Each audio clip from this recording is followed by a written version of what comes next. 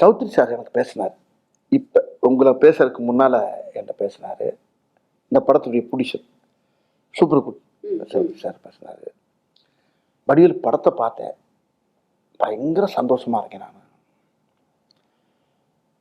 ஆனால் என்ன சௌத்ரி சார் என்ன, ஆமாம் வடிவேல் 98வது படம் அது. எனக்கு ரொம்ப ரொம்ப ரொம்ப ரொம்ப ஹாப்பியாக இருக்கேன் ஐயா நான்.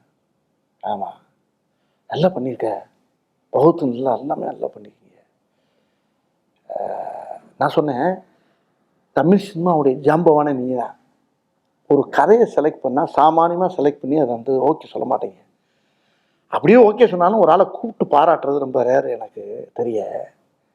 ஆமையா, உனக்கு தெரியுமில்ல என்னை பற்றி, நான் உன்னை கூப்பிட்டு பாராட்டுறேன்னா எனக்கு அவ்வளோ உன்னை பாராட்டணுன்னு 2 நாளாக உங்கள் நம்பரை கேட்டு நான் பேசி தேடி ஒரு கேட்டுக்கிட்டேன். அதனால உன்னே பிடிக்க முடியல, நீ கொஞ்சம் பிஸியாக இருந்த ஒரு அப்படின்னாரு.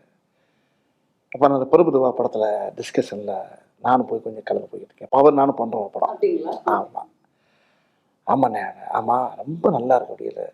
அது வெறுவாயால் சொல்கிறது வந்து பெரிய தேசிய அவார்டு கிடைச்ச மாதிரி எனக்கு.